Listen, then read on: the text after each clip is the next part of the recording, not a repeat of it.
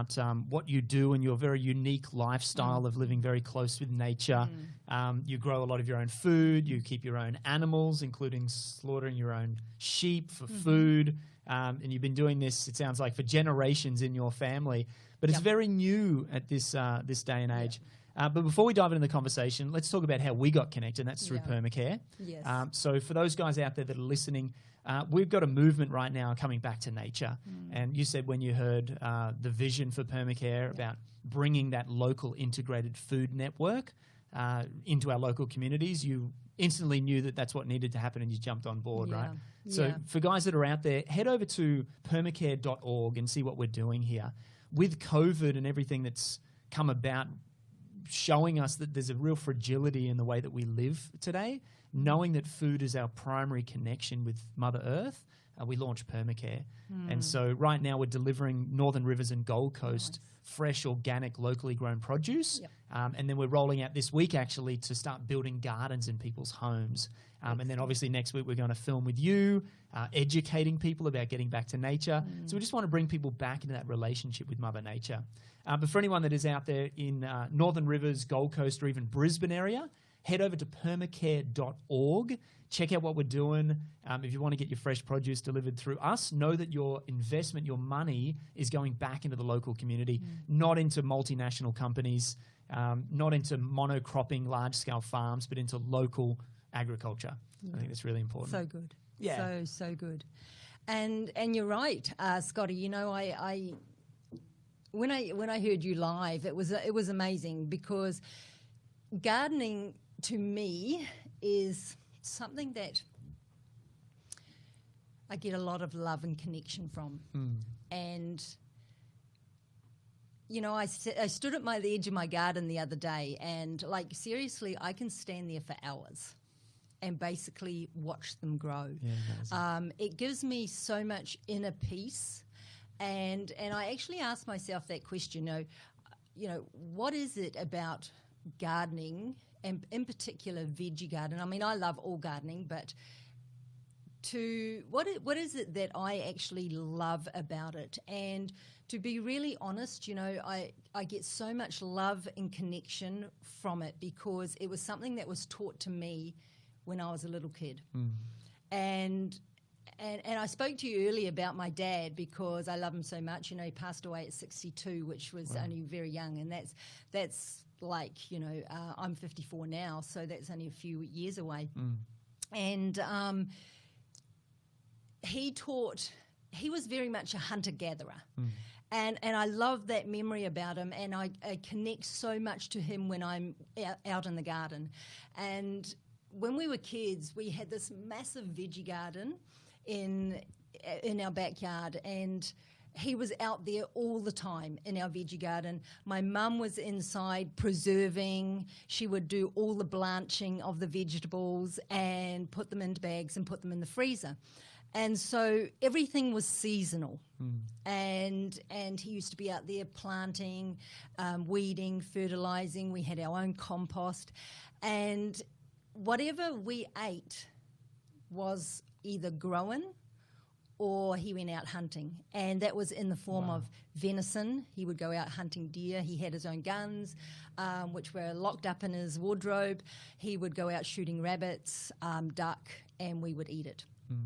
And rabbit stew was, you know, a delicacy to us, you know, roast duck.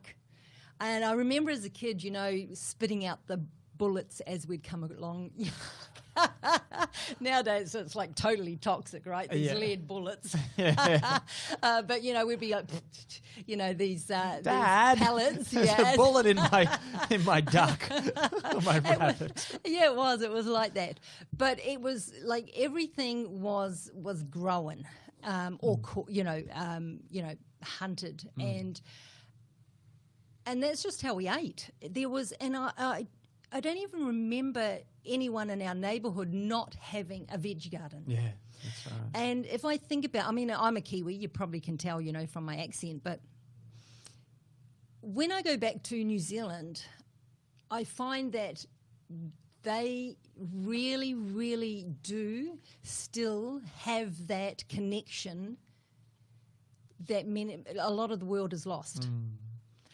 They grow their own veggies. They go hunting. Like, even my sister and her children, they go out hunting pigs. Still today, your still sister. Today, yeah, Amazing. Still today, and her children. It's like, it's part of who they are. That's just how they were brought up. They just go out hunting and they eat it.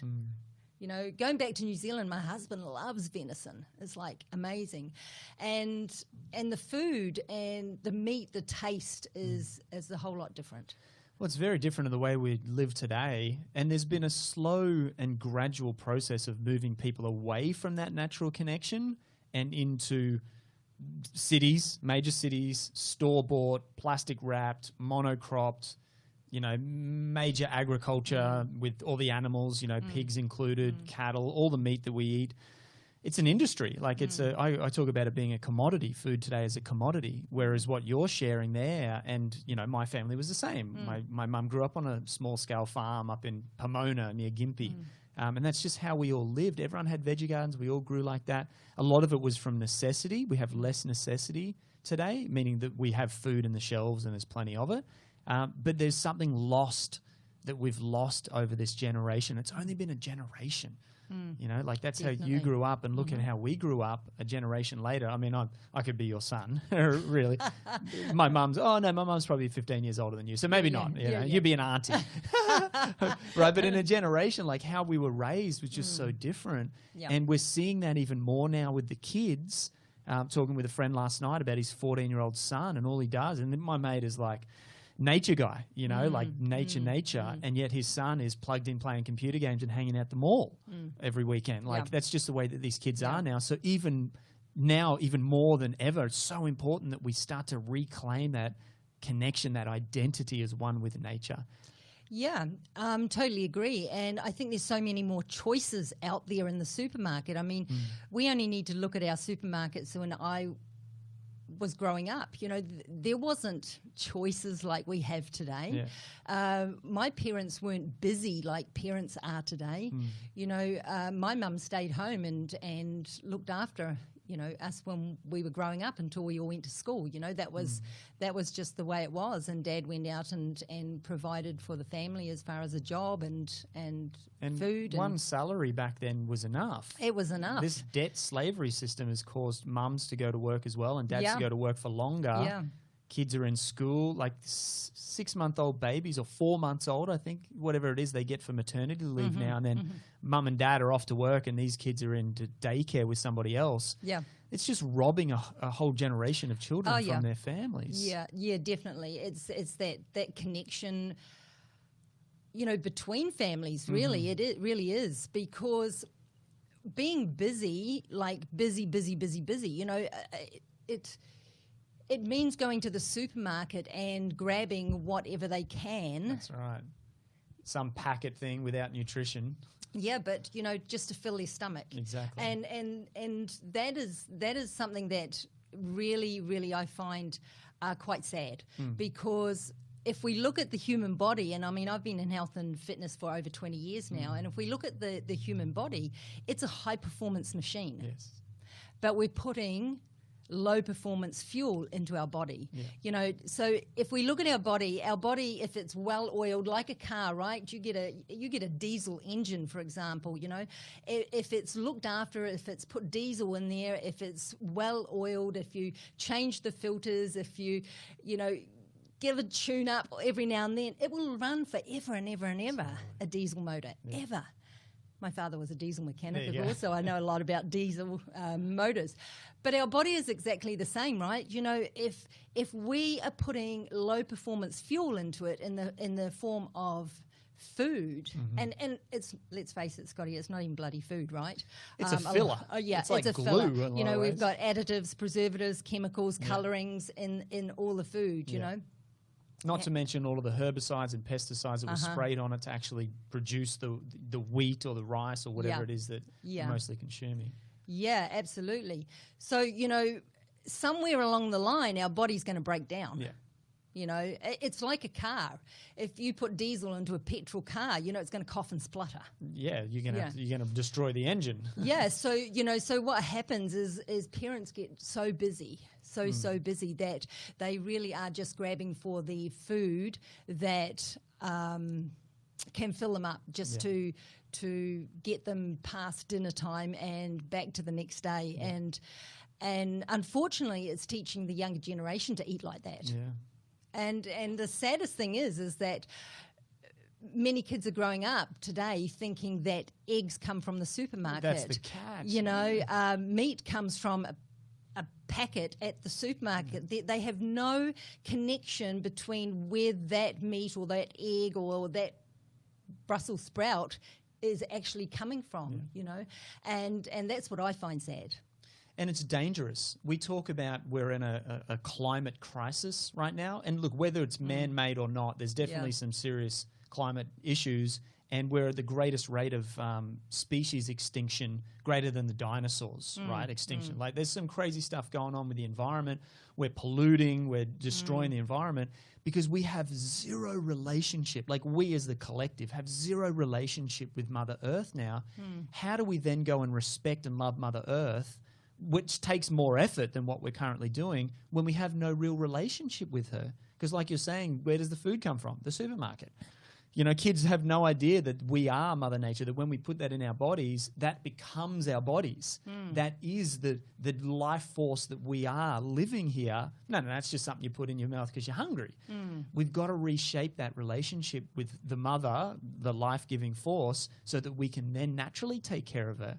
When you love someone, you do anything you can to save them. You do anything you can to care for them because you love them, because you have a relationship with them. We don't love her anymore. We've been brainwashed to believe that it's just something that we can trample on, do what we wish, take, spray, make the most money out of. Look at the real estate market as well, but food is a commodity. How much money can we make from the earth instead of actually caring for her? Which is why we call it PermaCare, right? Yeah. And I believe that is because we don't have any love for ourselves anymore. Very true. Yeah, and we spoke about this, self-love, and we both have that passion around self-love. Because, you know, if we got chaos going on the inside, it's reflects out onto the outside. And the way we treat Mother Earth, you know, the planet, everyone else around us, you know, it's becoming toxic. You know, the environment's becoming toxic, and that's because a lot of people are toxic. You know, and I invite everyone that is watching this to actually sit down and look at their environment, look at what they're putting into their body, what they're putting on their skin, their thoughts, their relationships. You know, where is the toxicity? And the media, what they're listening to, taking in. What they're reading. Yeah. You know, everything. Who they're hanging out with. You know, it's just completely toxic. And when it comes to health, you know, I mean, I help women balance their hormones, and I love talking about hormones. And one part there, Scotty, you know, when I was working with women, I really did think that balancing hormones was all about food and exercise. And yes, it is. But there's so much more to our body than just food and exercise. Absolutely. You know, and I always believe that getting to the root cause of everything is the solution. And through my many years of coaching women, what I realized was that self-love was like, there wasn't any. There wasn't any.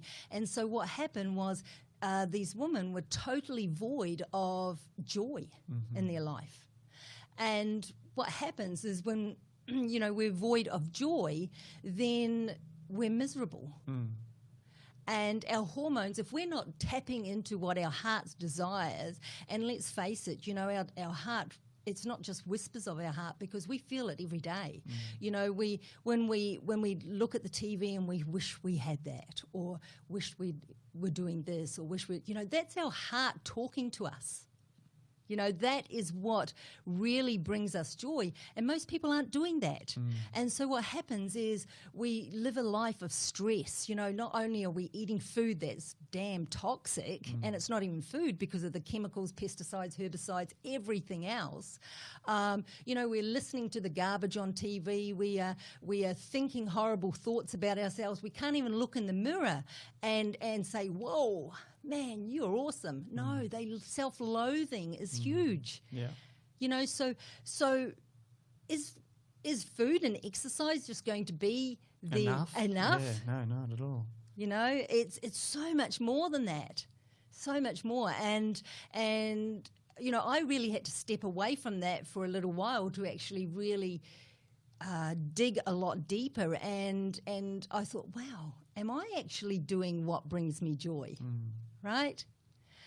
And part of really sitting and thinking and really going deep into your heart. I mean, if I sit there and close my eyes, when I think about joy, I think about my garden. Yeah, beautiful. Right? Because I think about my father. And I would think about the joy that it brings other people when I give it away. You know, I think about how my body loves the food that I'm eating because it's high performance, you know. And so if we want hormone balance, or if we want any kind of balance, we have to tap into what brings us joy. And someone might think, well, bloody hell, I don't like frigging gardening, you know. But it's not even about gardening. It's just about honouring ourselves. Following your bliss. Following your bliss, you know, what does bring you joy? You know, and one part of eating good food and exercising is honouring your body. You know, I see a lot of women say, "Oh, well, I love my body," but at the same time they let it go. Yeah. You know, that's not loving your body. You know, feeding your body and exercising on a daily basis is honouring what your body requires. That, you know, because let's face it, our body is only doing the best at with what it's given on a daily basis. Absolutely. You know, I'm in this bit of a rant at the moment about changing the paradigm that we're currently in, because if we keep going the way we're going, we're doomed. As far as I can see, we're doomed. If we keep going with the way that we're treating ourselves, treating each other, treating the planet, we're doomed. And we definitely have to turn the ship, right? And you're talking about following your joy or following your bliss. When do we make that the conversation in our lives? Because right now it certainly isn't at school. When I was at school, it was not about follow your joy and follow your bliss and do what makes you happy and all of that stuff. It was, hey, get good grades, go to university and get a good job, make as much money as you can, right? So a lot of people out there, and because of the way that the debt slavery system is stacked against us, and I use those words intentionally, like it is the form of slavery that we are under, because it's fiat and it's debt-based. The money that they put zeros on the end of a credit card or a home loan or a car loan or whatever is made up. And then you have to pay back interest on a made-up loan, but that interest has to be made up as well. It's bullshit, really, it's complete isn't it? bullshit. But because of this, it's the shackles that hold us, and it's a never-ending pit. We're all caught up in that system. I've got to go to work. I've got to feed the family. Like we were saying, the two parents now have to do it. There isn't, like, I know people watching and listening to this, like, yeah, that's easy to say, follow my joy, and I understand the concept. But how to find the wiggle room in my lifestyle? Like, not everyone can be an entrepreneur. Not everyone can, you know, work hard, you know, go strong for a bit and make a little bit of room for themselves, like I've done, like you've done, it sounds like as well. A lot of people are living hand to mouth, week to week, and they're saying, follow your joy.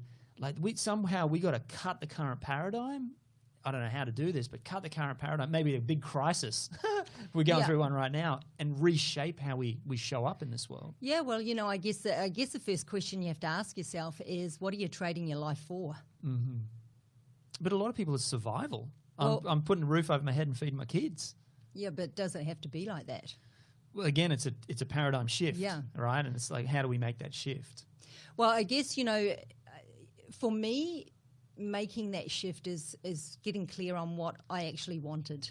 You know, most people are not doing what brings them joy, and literally, like, you know, we're the only species that can literally turn ourselves into the walking dead, really, because, you know, let's face it, we get up, do the same things, because we've been conditioned to do that. That's right. Right? Yeah. You know, it's just we've been taught that's something. It's what you don't know, right? But the first key is to awareness. Yes.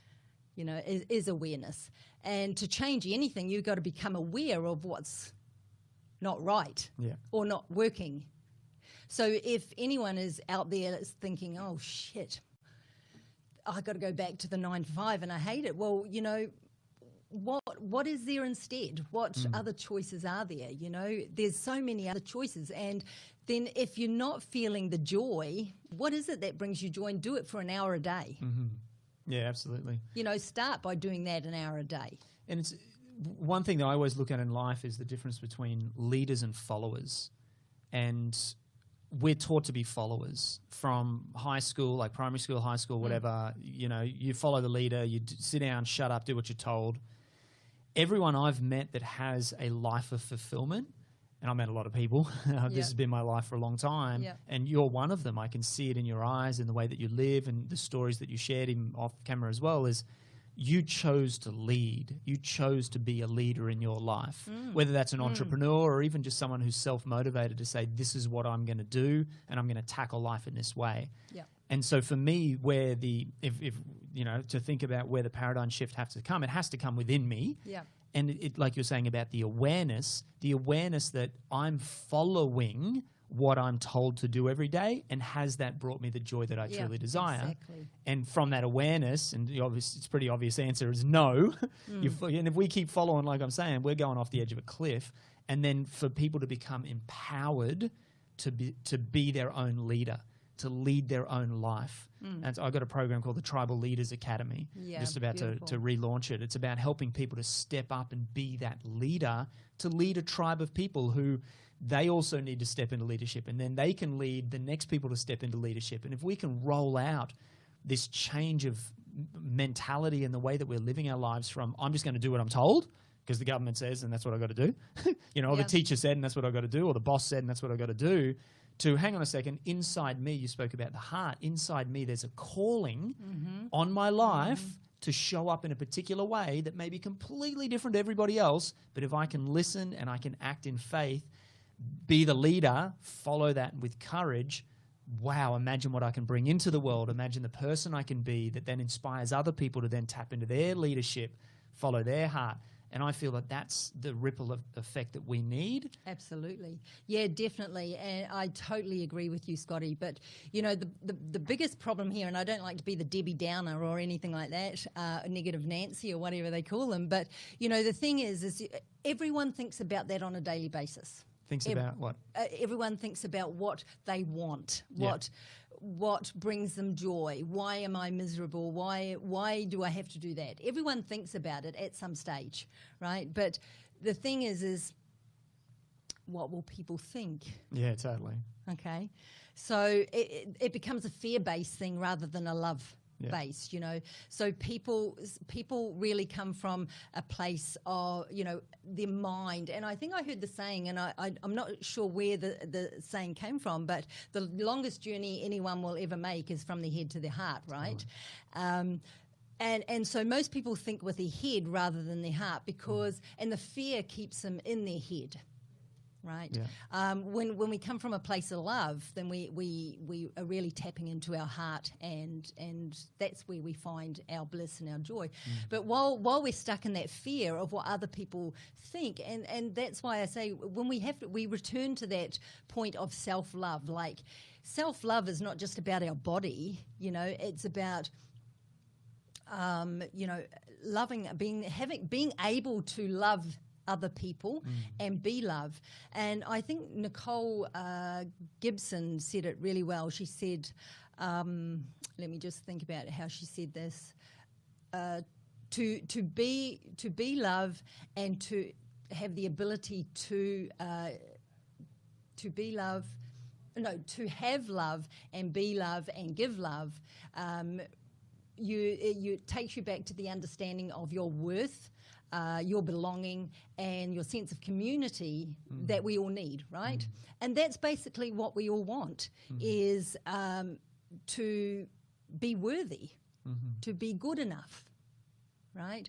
And to belong somewhere, in some part, in a community, with a vision that inspires, that lifts up, you know, and people are void of that because they are too busy just going through the motions of pretending to live.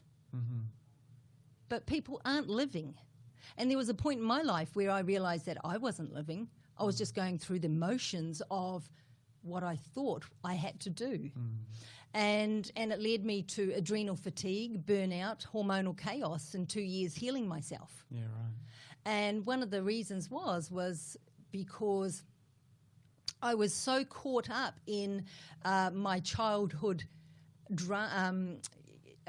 traumas, you know, that I had to heal that inner child before I had to move on, before I could even help anyone else. I had to start loving myself before I could love anyone else.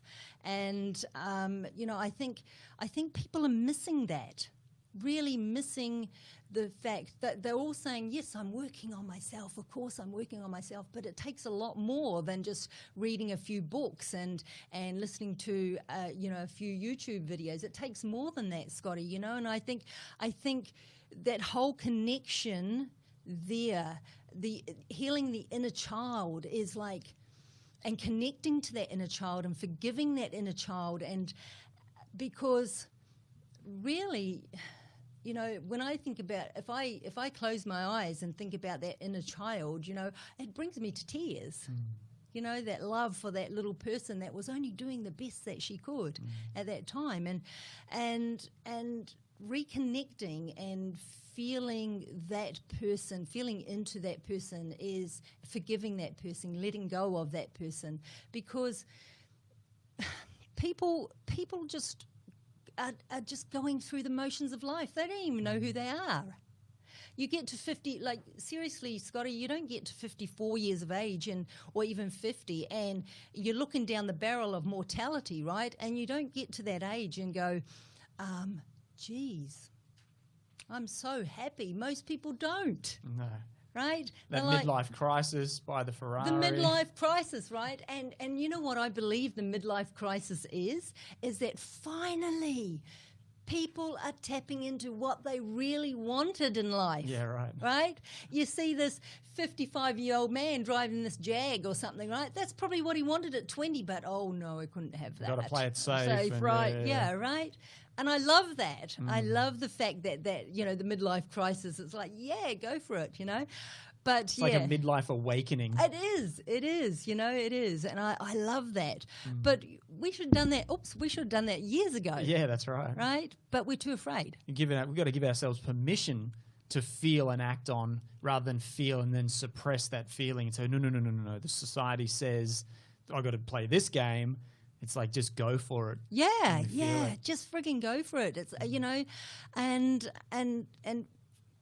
really look after your body. I mean, you know, your body is your, like we can say, look, our body is our temple. Well, it is. You know, we only get one shot at it, right?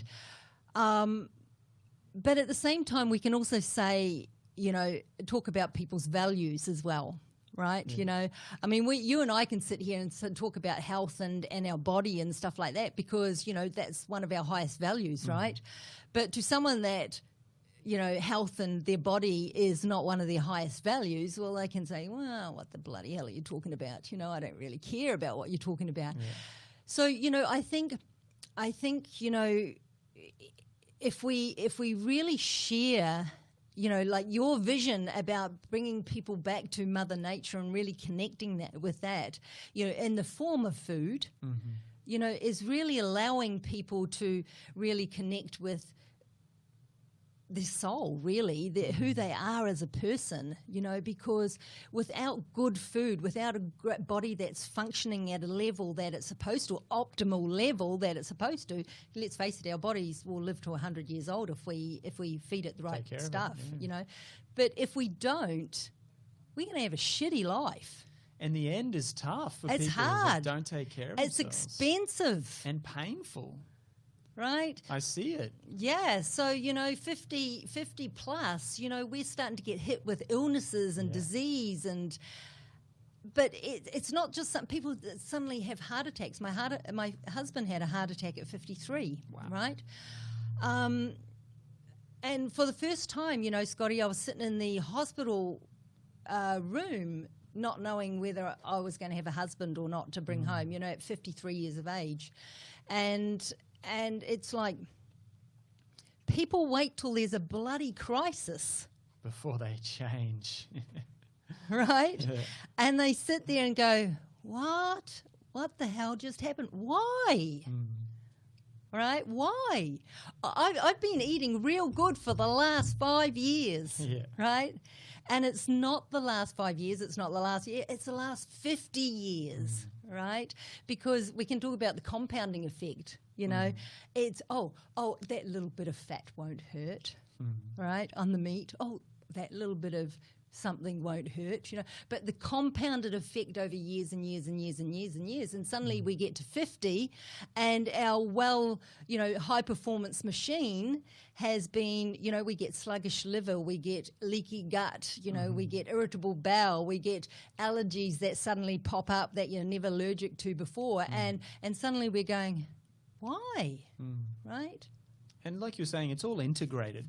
So it's not just about I exercise and I eat good food.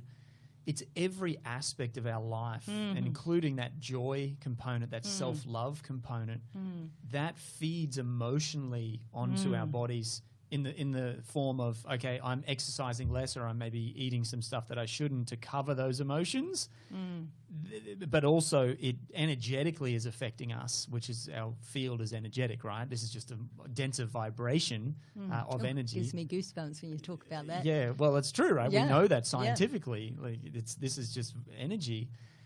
And when I'm not following my heart, when I'm not loving myself, when I'm out of relationship, like we talk about being in relationship and the joy that brings us when we have a husband, How long have you been married for?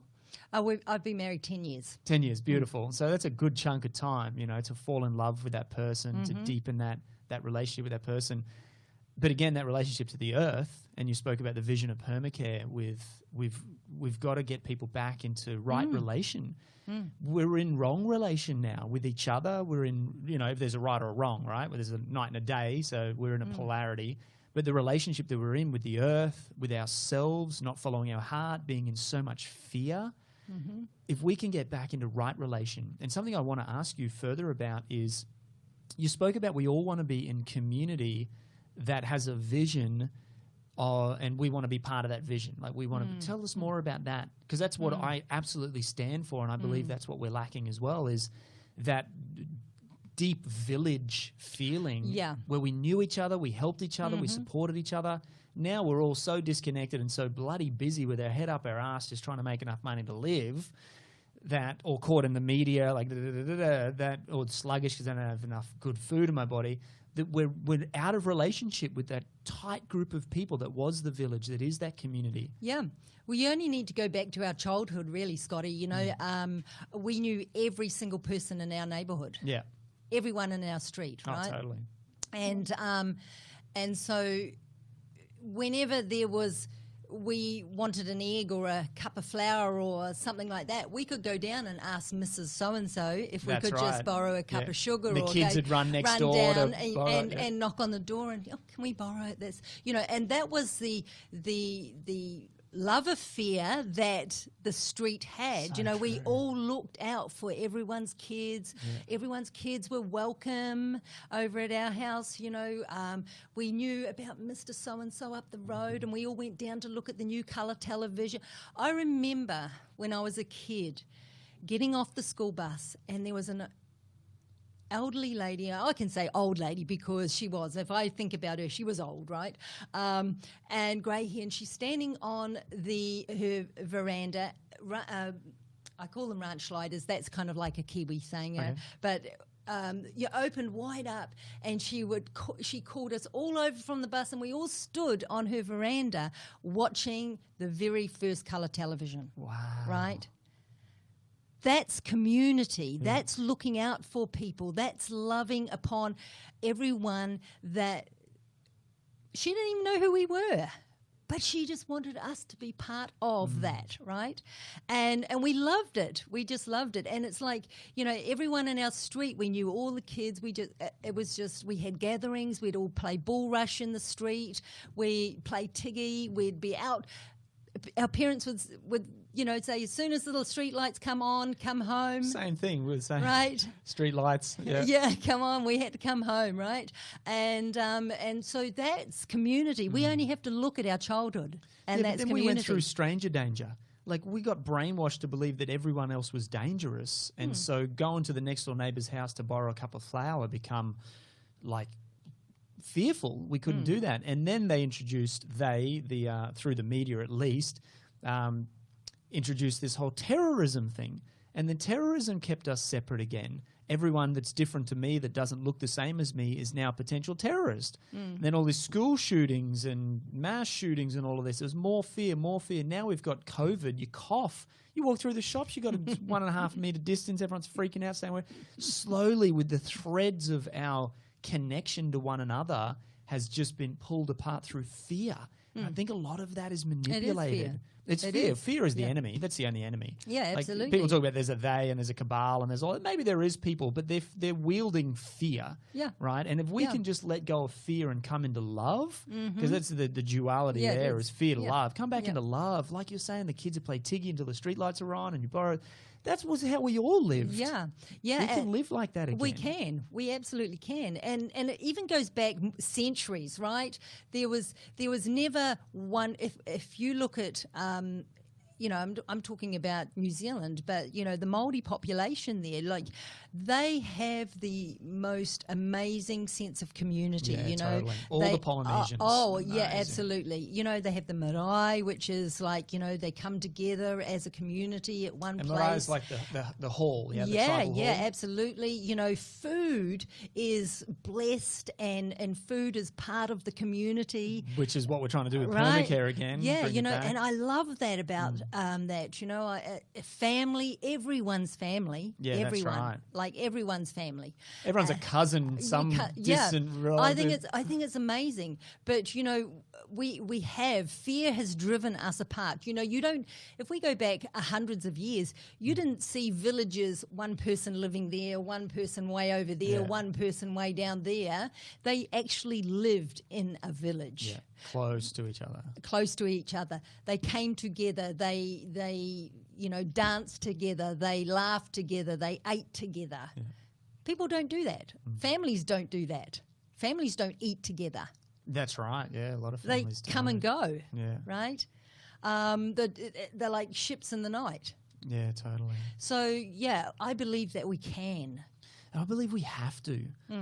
Like, with where we're going right now, the levels of depression, anxiety, cancer is like normal. What is it, 1 in 2 people, they reckon, getting cancer or something? Is it that But don't worry, there's a pill for that. Oh, yeah, exactly. And fear, like, we're all living on the edge of fear, just jacked on fear.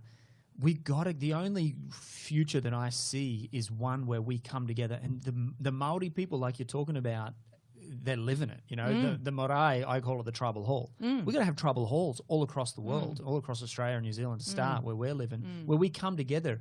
I call it church for the conscious. Every Sunday, boom, we come together, we celebrate, we got music, we got community, and you can come on a Wednesday night, this is happening, on a Tuesday lunchtime, that's happening. You've got people connecting with one another, and then bringing food back in to be a blessing in our lives. Yes. We have to live like that. I mean, the future, if we could go on the way that we're going, it's dangerous for us and for our children. Yeah. So we got to, in my opinion, we got to stop the ship and have a look around and take stock and say, all right, this is not working. Your COVID thing has been great for that, right? Everyone's sort of stopping. Oh yeah, like I've really been grateful for that, because I've seen a lot of people that were just so busy, so caught up in the need to trade their time for money, busy, really stop and reassess. And forced to stop. Forced to stop. The I'm reassess like, was whoa. optional, but a lot of people have. Yeah, some haven't, you know. Yeah, some will watch Netflix and just wait for the world to go back to normal. Yeah, but the guys that are listening and watching this show are on the same bandwagon, right? We're reassessing that awareness piece. Okay, what's working, what's not working. Yeah. And for me, it's all about dropping the fear, like we talked about, and coming back into love, dropping the disconnection or the division and coming back to community. Yeah. Right? And if we can do those two things, fear to love, division to community, we'll figure this out together, right? Oh, yeah. Like, once we do that, the rest will just fall into place. Exactly. It'll sort itself out. Yeah, it'll sort itself out. Drop away or sort itself out, you know. Yeah. And like you were saying, the biggest journey is from the head to the heart. I think that fear and division is in the head. Yeah, right? but the manipulation. I think you know, they say it takes a long time. I do believe that, but I reckon people get to 50, right? And then that journey, you know, that feeling of having to really connect to the heart becomes so much stronger. You know, it's just like it's an automatic thing because of the reason that, you know, shit, we've lived half a century, you know, we're like, whoa, 50, right? And for most people, it's like 2/3 or 3/4 of your life gone. Like you're on the downward slope now. Well, what did they say? All downhill from here now, mate. But, you know, it doesn't have to be all downhill. It can be all uphill, you know, but it just depends on how you want to look at it. But I do believe that you get to 50 and that's what happens. You know, people really do. Let's face it, you know, they're either thinking, shit, how am I going to survive in my retirement, right? So they're stressing out about finances. Yeah. Some of them, you know, are emotionally, you know, not really in a good space. You know, it's been a tough slog to get there. It's been tough. You know, I mean, when we get 50, antidepressants are dished out like there's no tomorrow when it comes to women. Crazy, right? To women, right? Okay. Yeah, especially women, because you know when our hormones start going a little crazy. Yeah, you know, which is a natural phenomenon. Yeah, absolutely. We do blame menopause, but it's not all menopause. I mean, you know, menopause is natural as normal. Menopause symptoms aren't, and that's a whole new discussion. But you know, women's hormones start to go a little crazy. They're feeling a little down. They're feeling a little depressed. You know, and they go to the doctor, and the doctor says, well, you know what, Mrs. So-and-so, I think you really just need to take a pill. Take these, yes. All right, you're feeling a little depressed. Yeah, this will fix it. Absolutely. Oh, you're not sleeping? Here's another one. Oh, there's side effects of the two, so better take this one to balance them out. Exactly, right? And it just adds to the stress, you know. I mean, women get to 50 and their bodies are toxic, right? They're toxic. Yeah. And that's where I do believe that a little bit of detoxing comes into play there, you know. Because if we get to 50, you know, our body has been digesting food, it's been digesting toxins, chemicals, you know, trying to process them all. It's, you know, those thoughts, the relationships, all that toxicity. We get to 50 and then whammo, dis-ease in the body starts happening. Yeah. Right? And so what happens is doctors feed them pills to fix all these symptoms, but these symptoms are just the body telling us that something's not right.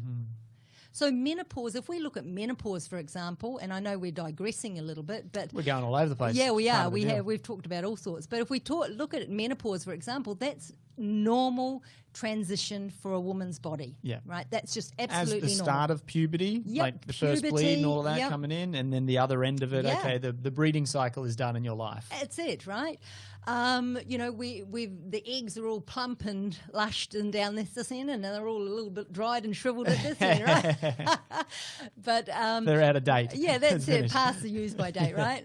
But, you know, if we look at menopause as a whole, if we look at women in Japan, right, not so much in the westernized parts of Japan, but, you know, traditional culture. Yeah, traditional, yeah.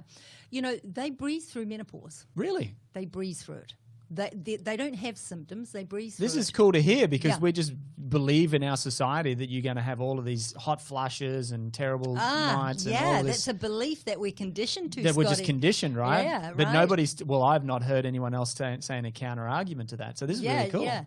So, we look at Japanese ladies that breathe through it. Now, if we take a look at their lifestyle, not only do they eat what they eat for breakfast, they eat vegetables and tofu and fermented foods for breakfast, but they also practice mindful like meditation. There's Tai Chi, there's all that. They take naps. They don't have a stressful lifestyle, right? So if we take a look at westernized women, busy, stressed out to the max, preservatives, chemicals, additives, toxic relationships, everything else that goes with it. Yeah. And then they get to 50, the alcohol, right? Yeah. To wash away the woes of the day. Yeah, that's right.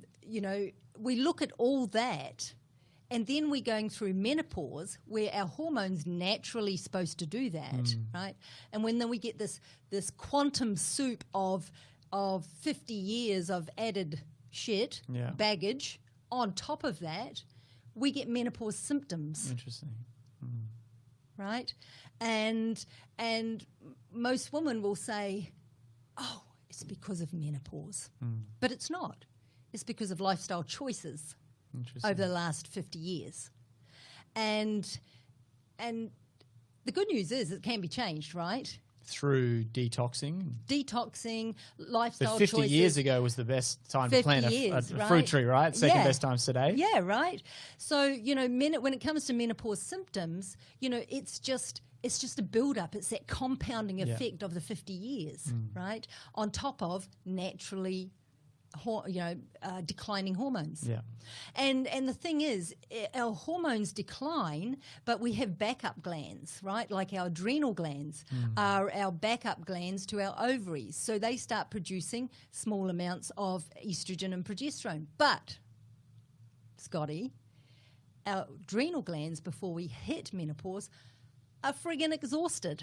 In today's current society, absolutely. They're burnt out. They're exhausted. Yeah. So when it comes to these declining hormones in menopause, these adrenal glands can't be the backup to that because they're all exhausted. They're depleted, right? So then we get hormonal chaos because we've got nothing to help us out, right? And women...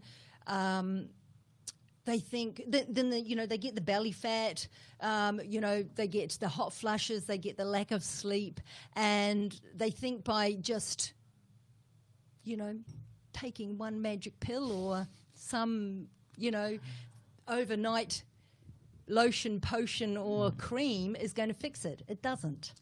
But we trust the doctors too, right? Like the doctors say that that's what's right, and we were bred to believe that the doctors are in the know, and we're not. It's the whole follower mentality, right? So we're conditioned into toxicity. We're conditioned into stress and fear. We're conditioned into believing that he knows right, and if it's a pill, it's a pill because that's what the doctor said. It's being aware that this is not working and looking at, like you were saying, Japan, some of those places you're talking about, like the blue zones, right, where they live to 100, 120. Like they've been studied about their lifestyle choices. And they are all those things like you're talking about. They're eating natto. I used to live in Japan, right? Okay. So they eat natto. They eat the tofu, these fermented foods, a lot of seaweed, a lot of veg, like just simple foods, vegetable, rice, not a lot of processed foods. It's a more chilled lifestyle. They have a lot of human relationship and connection. Yes. How we always lived.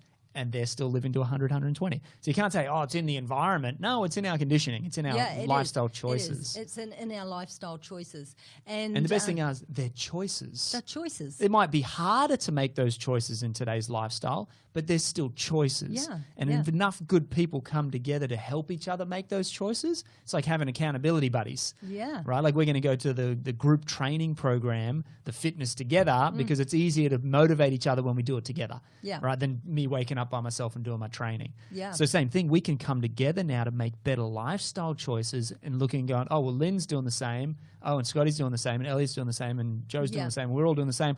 I've got my tribe. Absolutely. Got my people. Yeah, it's just not one thing. You know, when it comes to health is a group of many things, right? Health is just not one. You just can't fix one thing. An apple it's a day. dominoes effect, right? An apple a day keeps the doctor away, remember? It's just an apple. That's all you need to do. It's like the now magic it's a pill. Yeah.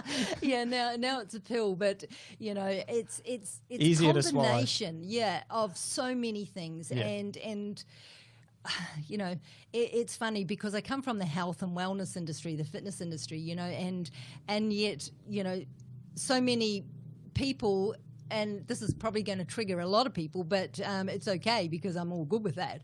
But some of the most people that are in the health and wellness industry are the most unhealthiest people, right? Because and I say that with love in my heart because I was one of those, and I thought it was just about food and exercise, right? But it's not. And so, you know, in order for me to help coach these women in that, I had to take a step back and fix everything because I was listening to a mentor of mine in a podcast actually, and he said, you know, it's like having two people in a jail cell and you're both trying to break out of the same jail cell and you're trying to help that person and it's just not working because you're stuck in the same jail cell with all the same shit that other person. You're trying to help them break out, but it's not working. So what you got to do is break out yourself, know how to do it, come back and help that person. Totally. You know, and I see so many people in the health and wellness industry and fitness industry that are not doing that. You know, they're not doing it. I've worked with so many personal trainers that have that, and I love them. They want to go out there. I mean, that's the most amazing thing to be able to do is help other people, right? That's what we all want to do is help others. But we first got to help ourselves. Totally. Right, in order to go and help others, and that is just, you know, getting back to the, you know, knowing the core essence of who you are as a person, you know, and really looking into all areas of your life and healing all areas of your life, not just one, but all areas, and it's something that I had to do myself, you know, and. So from there, you know, you're able to go out and help the world. And I think food is one of the most important because it's our body and that's what our body requires on a daily basis. It helps fuel our brain, you know, our heart, our lungs, our organs, our everything. Our everything, right? So food is like the be-all and end-all. Yeah. And that includes water too, you know, water, because without it, we die. And yet we're not, you know, really connecting with food the way that we, you know, don't want to shoot on anybody. But so let's talk about PermaCare, and you know, I'll do a little plug here for PermaCare as well. Absolutely. So, organic food first and foremost is very important. The amount of pesticides and poisons that are in the soil, in the water that's being sprayed, and then on top of them is just terrible. Nobody should be eating mainstream monocropped poison food now. But it's expensive to buy organic in the normal world that we live in, right? And the reason it's expensive, if you'll find, is organics, there's certifications that need to be paid for. But we found out launching PermaCare, every level of the chain has to have a certification for it to be classed as a certified organic product. So the grower, if they buy soil or any additives, or you can spray some stuff on organics, monocrop farms do, but it has to be organic, right? All the fertilizers have to be organic. They have to be certified. There's money for bureaucracy. The grower's certified, the wholesaler is certified, and the retailer is certified. So you've got sometimes 4 layers of certification that you have to pay for. Yeah, it's huge. It's huge. Now, Coles and Woolies are getting onto organics because it's trending now. People want it. But it's a commodity for them. So they're buying it from massive monocrop organic farms. Now, people, when they think organic, they're thinking like a permaculture farm out in Mullumbimby, and, you know, there's this beautiful hippie walking around just growing this food with magic and rainbows. It's like, no way, guys. Monocrop farms have been turned into organic monocrop farms. You know, they're all under plastic. It's lettuce as far as the eye can see, but it's an organic farm because they didn't spray poison on it or put poison in the soil. That doesn't mean that it has the most nutritious value. It just means it didn't have any poison on it. So it's a step up. But what that's doing, and with the levels of certification, it's stopping small-scale producers from even competing in that marketplace because they can't grow at that affordability. Coles doesn't care about the quality as long as it's bought by enough people. The shareholders are about money, not about funding the people. So then you go into like organic markets and stuff like that, which is awesome. Launching PermaCare, we found out most of these organic markets and these stalls, not all of them, there's a lot that are direct from farmer, which is, you know, you buy from and I buy from. But a lot of these, and a lot of even the box delivery places, are buying from United Organics or Eco Farms in Brisbane, which are massive wholesalers. They're shipping organic produce from monocrop farms from Melbourne to Brisbane to sit in cold storage to then go be distributed. The quality of the produce is so poor because it was picked a week ago and it's been in cold storage in diesel trucks, right? But it's organic again. So the final frontier, and this is what we're promoting with PermaCare, is locally grown by small-scale farmers and producers, to the point where the PermaCare vision is to have producers like yourself, and whether you want to do it commercially or not, I don't know, but there's some people that do, that they just love gardening and farming so much that we can, it's a lot more work for us, right? Because it's easy to just buy from a wholesaler who buys from monocrop farms, you know, blah, blah, blah.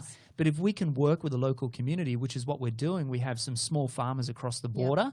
We buy direct from the farmers and then we distribute. Now, we're super new, right? So we don't have the headaches of a lot of moving parts. It's just 3 of us and my wife, and we get it done. You know, but as we grow, we'll have to figure it out. We'll have to do it. But our whole focus here is we buy direct from the farmers. Therefore, there's no middleman. So it's cheaper. So we can get produce to our members at an affordable rate. Plus, it's not sitting on a shelf.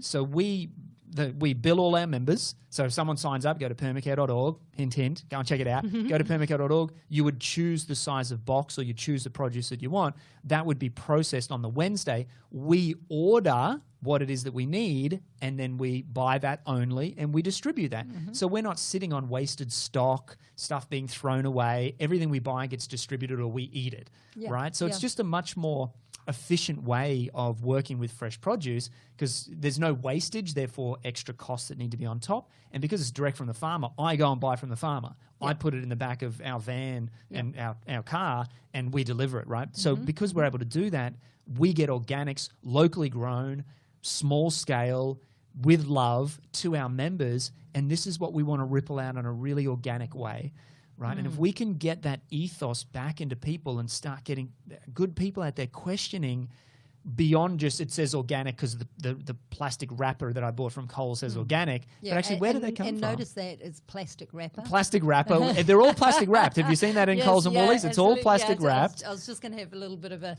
say there. Notice that, you know, be careful, because notice in Woolworths, even though it says organic, it's all plastic wrapped and you know, chemicals leaching into the organic. And notice how quickly it dies in your fridge when you put that organic produce in your fridge. Like it disappears quickly, it like rots away quickly because it was picked a week ago, 10 days ago, sometimes longer. Apples sometimes are sitting there for 6 months. Yeah, exactly. It's an interesting game, but yeah, guys, PermaCare. Like we're on a mission here. We want to bring food back into our lives. Yeah, I think that that's primary amazing. Relationship with Mother Earth. If we can reestablish that love and connection with Mother Earth, everything becomes a lot easier. And then if we bring people together to celebrate that connection, like the Māori people with the marae, blessing of the food, if we can reestablish that relationship, we only need that 100 families, or, you know, pockets of 100 families, 100 families, 100 families to recreate that village-type life. Yeah. We're beautiful. Good. Yeah, we're good again. Beautiful. And you know, I think it's the relationship with food. People just really building on that relationship with food and really understanding what organic is. Yeah. You know, I think there was just such a trend. It just became a trend without people really understanding the background behind what goes into growing organic food. Yeah. And I think that's really important for people to understand, why, because just for myself, I have an autistic daughter, and she had a lot of gut issues. So there's a link between gut issues and autism, yeah? Yeah, absolutely. And so she was in and out of hospital with, gut issues. And so that was she's 30 now, so that was many, many years ago, before internet, before anything. I had to go to the library, the library where you your read encyclopedia, and look all this up. But the chemicals, preservatives, additives, all the food, you really messed up her gut. It really played havoc with her gut. So I had to eliminate all that from her body, from her food, her digestive tract, in order to really let it heal. Yeah. And so I think people really have to understand the implications of the food that they're eating now and the effects that it has on their body. Yeah. And not just like short term, I'm talking long term. Yeah. That's long term, 50 years of eating, red frogs and crazy, crazy red frogs, right? And packaged and processed crap. 50 years of it building up in your body. Yeah. And then you get to 50 and we start getting dis-ease in the body of all sorts of different things. And people go, why? So, I think it's really important that education out there is made available, because, like I said, the first step to change is awareness. Yes. And you can't blame anyone for this, because, it's just how people have been brought up and raised. And, the kids now, it's like I have 7 grandchildren and, 2 more on the way. I really love them coming out to our place and connecting with the sheep, with the chickens, collecting the eggs, understanding that, these sheep are not pets, and I think there's a whole disconnect between people and how, how to actually look at food, think about food. I see people, when people come out and go, oh, look at your cute sheep, and I'm like, yeah, they're cute, I guess. Yeah, they're not food. I mean, they're not pets, they're food. They're, shock, horror. You couldn't do that, and I'm like, yes, we can. Yeah. And we do. Yeah, we do, and I think, well, at least, I know where our food is coming from. Yeah, that's right. I know that our sheep have been eating lovingly on this paddock, and we feed it, we love them, we tend to them, we care about them, and then when it is their time to depart this wonderful earth, I bless them, I thank them, and for contributing to our well-being, because that's what it is. If you go out to the outback of Alaska, off the grid in Alaska, that's what they do. They just don't shoot an animal and cut it up and they bless it, they thank it, they, it's just part of the life cycle. I'm getting flashbacks of Avatar, the movie where a clean kill, where there's that blessing, it's that relationship, it's that connection. Yeah, and that's the same as... No plastic, right? I know that the meat that we are eating was, yesterday was on our paddock, and today it's in our freezer, and there was love all involved, in that. And that's the same with my garden, So people you got to stop and think about where is your food coming from? Yeah. Do you know the background of your food? Yeah. And most people don't. No, well, we're not taught that, and we're busy as anything, because we got to pay the debt man.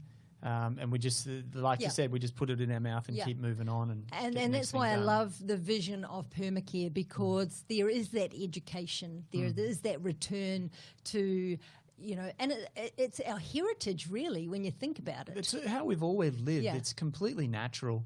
And we just have to get back to that natural way of living. Now, next week, we're actually going to come out and film with you Yes. out on your property. Yes. As for all our PermaCare members, we're going to Yeah. turn that into educational content. Yeah. Because again, our commitment is education. We've Yeah. got to change the way that we're seeing and relating to the planet. It's one thing to eat the organic produce, but like you're saying, where did it come from? What is the relationship with that? So really excited to get onto your property. But what are you doing on your property? Like, tell it a few hints there, but what are you up to? we have 7.5 acres, right? Okay. Which is big, but not massive. Not massive, but most of it's in bush. Right, cool. And one thing that brings our whole family joy is riding motorbikes. So we love motocross, right? Believe it or not, I love riding motocross bikes. That's great. And so we've got a dirt bike track out in the bush that we use. Nice. But you know, we've only got like about 2 acres. So when it comes to growing your own food and having livestock and stuff like that, you don't need a lot of land. Yeah. You know, people think, crikey, I've got to go and buy a farm, right? Not at all. It's a hobby. It's something that my husband and I love. We're both Kiwis. We've both been brought up on the land. So it's, you know, I have gardens. It doesn't have to be huge. When you see my vegetable gardens, you'll think, what the heck, you know, that's not very big. But it's amazing what you can grow in there. Yeah. And I like to, you know, when I put the garden beds together, most of it's off our land, you know, so it doesn't have to be huge, fancy or expensive. I have my own compost, so I return everything back to the earth that can be. And we've got 9 chickens and 2 sheep, and they happily run around the paddock. And Lawnmowers. Lawnmowers keep the grass down and provide us with, great food. So you eat all the eggs? Yes. Do you eat the chickens as well? You have broiler chickens too?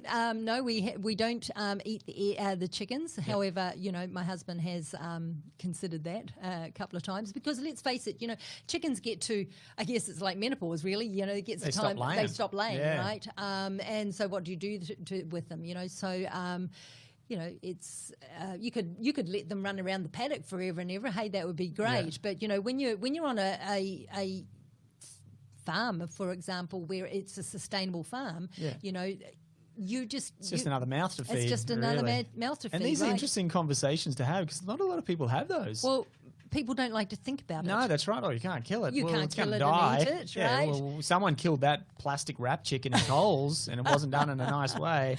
That's right, okay. Yeah. But again, it's that disconnection from this. Yeah. We all lived like that. That's how we got here.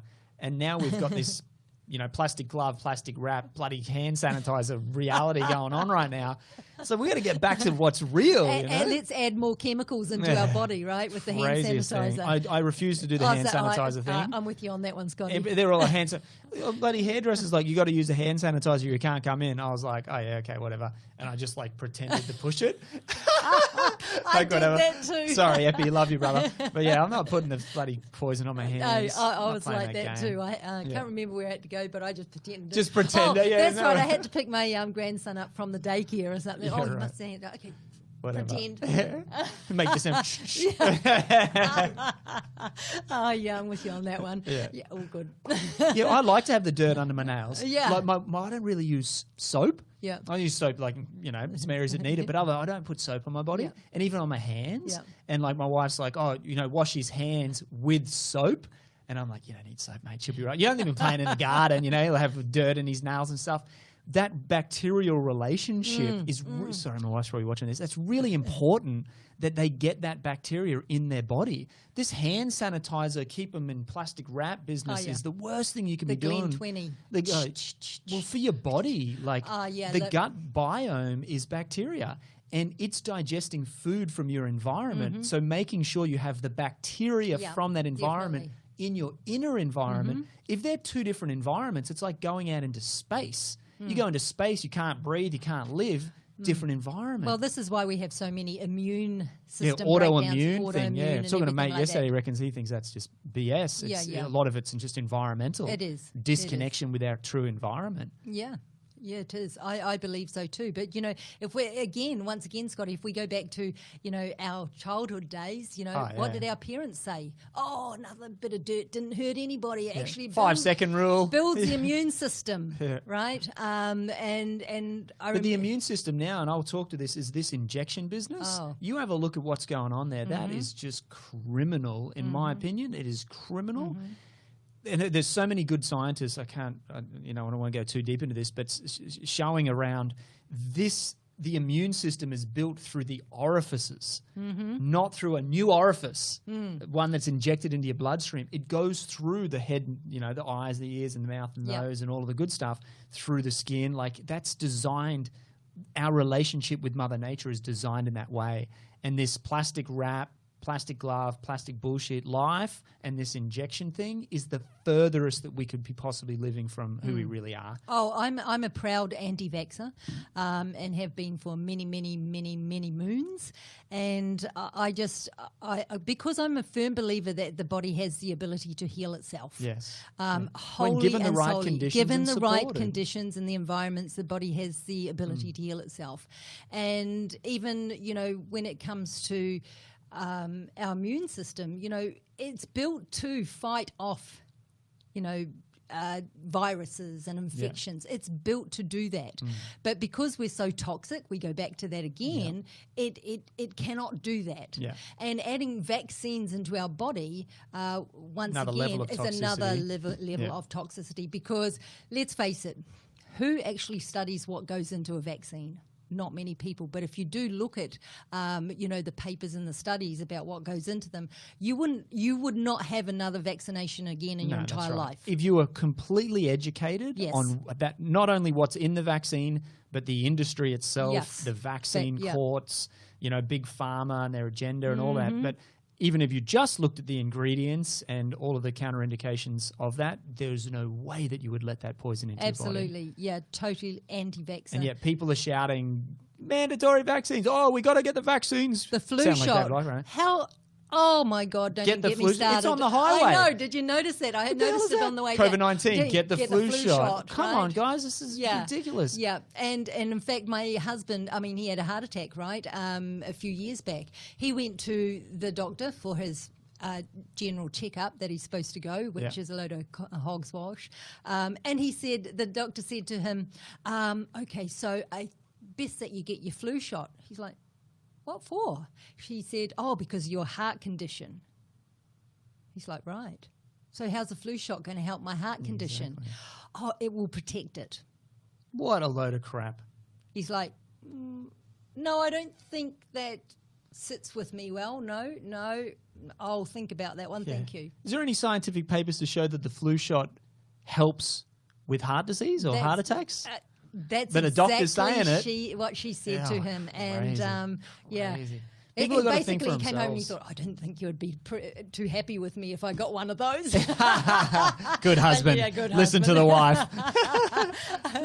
Yeah, so, you know, that's the extent of, I mean, you know, when it comes to doctors, I believe that they're legalized drug peddlers. But today, like we were saying, just take this pill, take this other pill, and here's the side effects pill. There's no health care, there's no patient care involved. It's how many we can see in a time slot, and That's we're the not. problem. And it's like less than 15 minutes or something. Yeah. Long, is it? Yeah. It's not How even can long. how can you get back to what is wrong with someone in that time frame? You know, and like really get to the root cause of what is wrong with someone. That's right. You know, and so I think it's about being proactive and taking your own health into your own hands, and really, you know, educating, you know, yourself on your body, what it needs, what it requires, because really it's really quite easy. I think we've been put under a false belief that being healthy is hard or eating healthy food is expensive. Well, being sick is expensive. That's where the real expense is. Exactly. That's where the real expense is. And look, it costs more money to buy organic fruit and veggies than it does 2-minute noodles and white pasta. Yeah. And that'll fill your belly, and there's a lot of people living like that. but the disease that comes, the lethargy, the inability to think straight, and everything that comes from that is way more costly than feeding high-octane fuel to a high-octane engine. Yeah, and I don't look at it as a cost at all. I look at it as an investment. Exactly. You know, we all have an because you're a leader. This is what I'm talking Yeah. about. You're a leader. You're not follower. You're a leader. You're an entrepreneur. You're forward-thinking. It's an investment into your future. Well, it's our health portfolio. You know, we've all got, Love that. You know, we've all got a real estate portfolio or a wealth portfolio. You know, health needs to be in our wealth portfolio because, you know, if we haven't got our health, what have we got? It doesn't matter how much money we got in the bank. Yeah. If we haven't got our health, we're not going to be able to enjoy it. We can't enjoy our family. We're a liability to our family if we haven't got our health. You know, so if I always like to think of it as an investment, you know, the organic food is an investment into our health, into our wealth portfolio. Yeah, totally. Yeah, moving forward. So, and it's an investment we have to make right now at this time for sure. There's a real a separating of people. There's more people going into more fear, and there's more people going into more love. You know, how many people now are just hunkering down? They're so scared, you know, screaming for the government to do more. And yet how many people are on the other side of the spectrum waking up going, whoa, this is crazy, I can't do this. Hey, I'm going to community. Hey, I'm going back to nature. And not just nature, the physical trees and stuff, but natural health, you know, growing food. We just launched PermaCare Grow. We're launching it this week. Nice. We're going to start building gardens in people's homes, which is awesome. We've got a couple of partners on board to go and grow. So even if it's token gardens in people's backyards, it doesn't have to feed the family, but that relationship. I've got this vision, and maybe you'll agree with me here, or not, which I like both ways. And check this out, guys. So if everything's energy, right, and we know that, say, for example, music is a really easy understanding of energy. You bang the drum, that energetic vibration, that sound vibration goes out. But if you've got a band together and the drum and the bass and the guitar and the voice and whatever, the violin, and it all comes together in these different energetic vibrations, sound vibrations, harmonize, and if it's done well, it's beautiful. You know, music is beautiful. But if you can bring a really professional drummer in, for example, into a band that is maybe mediocre, that one drummer or that bassist or that singer can raise the whole energy of the band. The music sounds sweeter because that bassist is like bringing it home, or that whatever it is, you know what I'm saying? That one element of the music just raises the vibration of all. So I've got this vision. Yep. If we can grow just even a few herbs or a few greens in your backyard or on your balcony, or a bit of a tomato plant or something, you know, basil, something easy, you know, you can't really kill it. It's pretty easy to do. And then you tend that, you water it, you connect with it. It's there when you're having your morning cuppa and you're playing with it and you're seeing it and your kids are seeing it and your kids are, and you're with it, right? And then you buy your fresh produce from a farmer, you know, particularly it'd be nice if you get it from a farmer, or, you know, even if it was just any produce. And then before you ate that meal, you took a couple of those herbs that you have connected with and created a relationship with. You're vibrationally in harmony with that food. And you put those few herbs into that bowl of food or whatever it is, that plate of food that you've cooked. My vision is, my feeling is that the energy connection there has raised the vibration and helped to harmonize the vibration of that food with your vibration because of the relationship that you've created with when you've grown it. Do you know what I'm talking about? Yeah, so now absolutely. that one token piece of green or that token herb has changed the vibration of the entire and I feel that connection with all the food that I eat. You know, when I make my green smoothie in the morning, you know, like literally I walk out my door and down a few steps and I'm picking my silver beet and my kale and all that, and when I'm making my smoothie or making my omelette or what, you know, it's the eggs, they're my homegrown eggs. There's like, that connection is something so deep that it's really hard to explain. Yeah. And I'm the same with you, Scotty. I want everyone to feel that. Yeah, totally. You know? And it does. It's just that, like you said, it's like harmony. It's like music to the ears. Yes. Yeah. You know? It's beautiful when you can make a salad and it's all like, oh, I grew that. Totally, yeah. And again, even if it's just one thing. Yeah. Like, not everyone has to be a professional gardener. Exactly. But that re-establishing that relationship with Mother Nature, Like that's, if everyone just had that deepening relationship with Mother Nature, and then that can lead to a deepening relationship with our neighbors again. And then those relationships start to come together to help the children being raised. So parents aren't out there screaming kids by themselves trying to figure it out alone. But we came back into relationship in a village type feeling once more. I think these few really small steps that we can make in this direction over a generation, because things are happening fast now. It doesn't have to be 5 generations to get back in harmony, right? Things are happening fast. Our consciousness is becoming, so much more aware. And we just start taking these small steps back in harmony with nature, with one another, with our community, the self-love aspect that you're talking about. These small incremental steps within by the time my son is 20, he's 2 now, right? By the time he's becoming a man of his own and he's leaving home or whatever, say 20, 18, whatever, I believe we can live in a very different world than we are today. A beautiful world, living in harmony with one another, living in harmony with Mother Nature.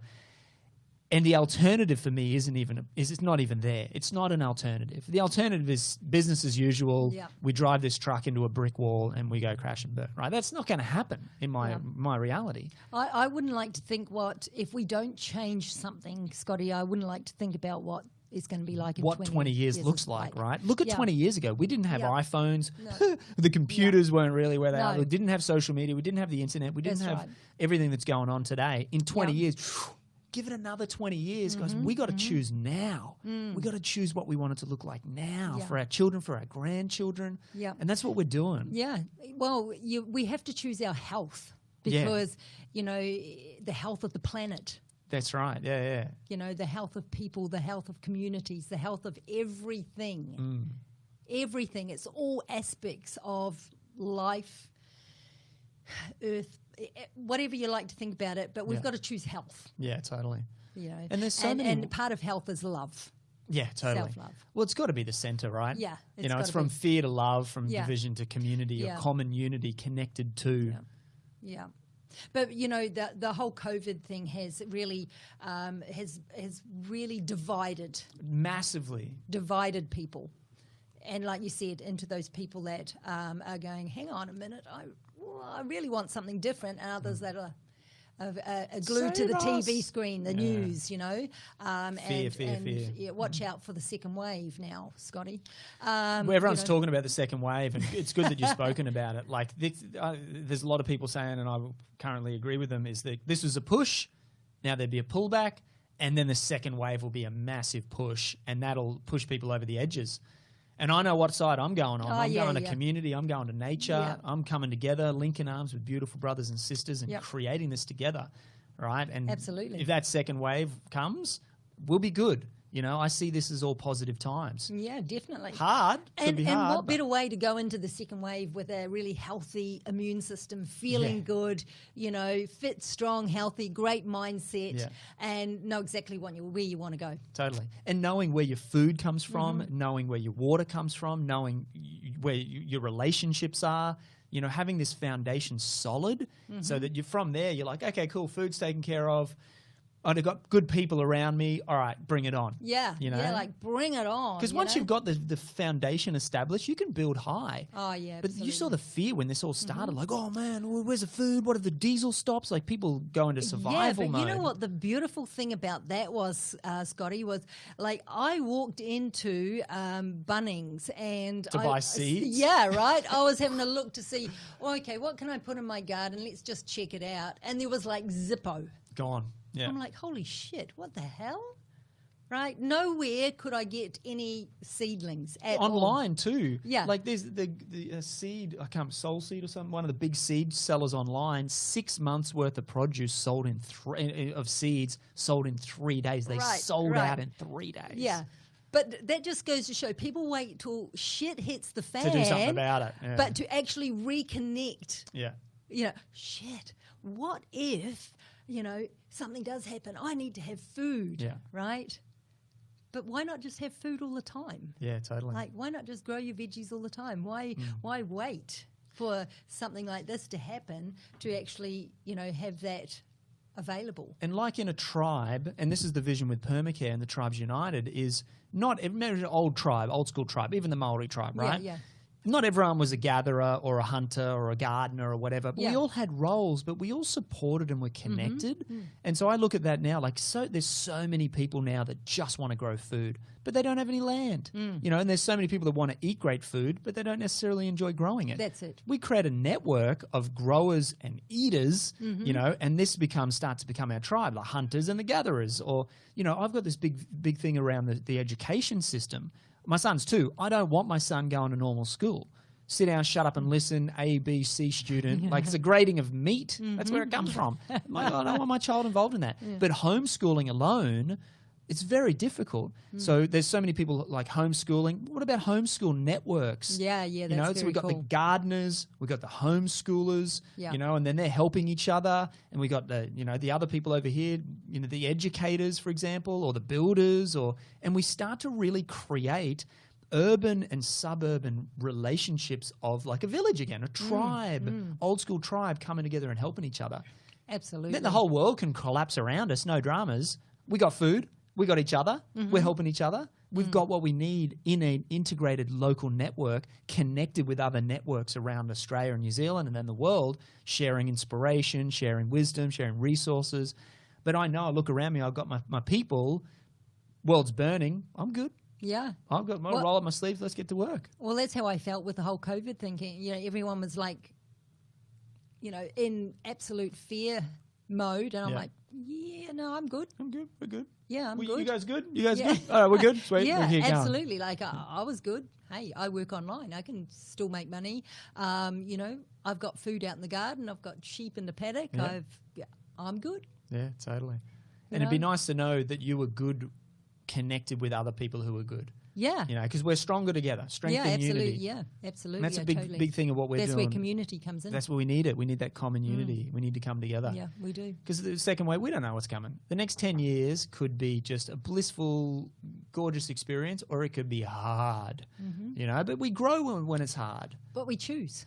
We choose, but a lot of it's chosen for us too. You can't say that I chose the storm on Sunday. It was Sunday. That was a nice storm, hey. Oh, good for the garden. Good for the gardens, right? I'm grateful that it came, absolutely. but I didn't necessarily get to choose it. Sometimes the environment pushes things onto me and I've got to deal with it. Yeah, but we can always choose how we respond. How we react to it. Yeah, totally. Respond or react, Yeah. you know. There are lots of things that are out of our control. Yes, absolutely. But we can choose how our we responsibility is always within us. Absolutely. Yeah, totally. Yeah, that's awesome. Lyn, thank you so much. This has been amazing. Been beautiful. Yeah, I love the back and forth and just feeling your passion. And we're going the same journey, right? Yeah. Well, hey, you like know, when you're talking to like-minded people and the things that are really with the same values, with the same excitement and the same passion, it's easy, isn't it? Yeah, totally. It's real easy. And this is the thing. It's like we just got to come together and do this together. Like conversations like this are really powerful. I know a lot of guys listening and watching right now are, you know, feeding off this conversation too, because they're having the same, you guys are having the same conversations out there with other people, right? We're just doing it publicly. So like, let's continue this conversation. How do we get this conversation then turning into action? What does it look like to take that one step? Maybe it is coming and putting your money into PermaCare, knowing that it goes back into the community instead of back into the multinationals. Maybe it's going growing some food. Maybe it's going and talking to that neighbor next door that you've said hi to twice and you've been there 5 years, you know, and actually starting a relationship again with the people around you. Yeah, absolutely. Know? It's just really connecting with what resonates with you, you know, right at this point in time. Yeah. You know, and then just grow from there. But hey, organic food is the first place, I reckon. We need food. Yeah, that's why we're doing it. So love you. Thank you so much. Yeah, really appreciate it. And final plug, guys, head over to permacare.org. Yeah. Obviously, we're pushing this right now. We just launched 4 weeks ago, so we're super new. We're very small and we want to grow. You know, and look, this is business. We work. If I don't get this thing off the ground, it goes away. So we need support, right? Absolutely. And we will get it off the ground because a lot of people are coming on board. But we need support. We need people to share this, get it out there, and then buy local grown organic produce that's affordable and delicious for you and your family. If you're on the Northern Rivers, Gold Coast, or Brisbane, you can do that now. Head over to the website, permacare.org. You can get on the mailing list when we move to your part of the world. But otherwise, we're coming to your place next week. Yes, I'm excited. I'm really excited. I've got lots to share. Look, I think, why am I excited? I've never done this before, Scotty. Okay, cool. Yeah, like, you know, I've been gardening for many years, like many years, but it's a little part of me that I've not really shared with the world. You know, and so I'm excited to share that because, you know, it's something that brings me joy. So it's like, wow, if that brings me joy, it might inspire to someone else to, you know, really look into that part of. Maybe it resonates with them. Like you said, some people will go, oh God, I couldn't think of anything worse than gardening, right? But the thing is, we all do have to eat, and PermaCare is like, you know, I love the vision. The vision is amazing.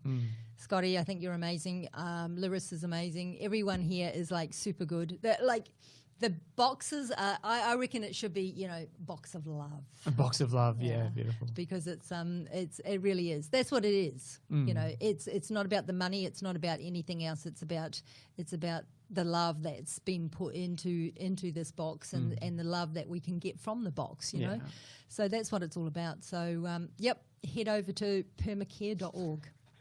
Good on you, Lyn. You're awesome. Love you heaps, guys. Share this with someone you know. If you're on iTunes or Stitcher or whatever, Spotify, subscribe. There's a lot more great conversations in this series.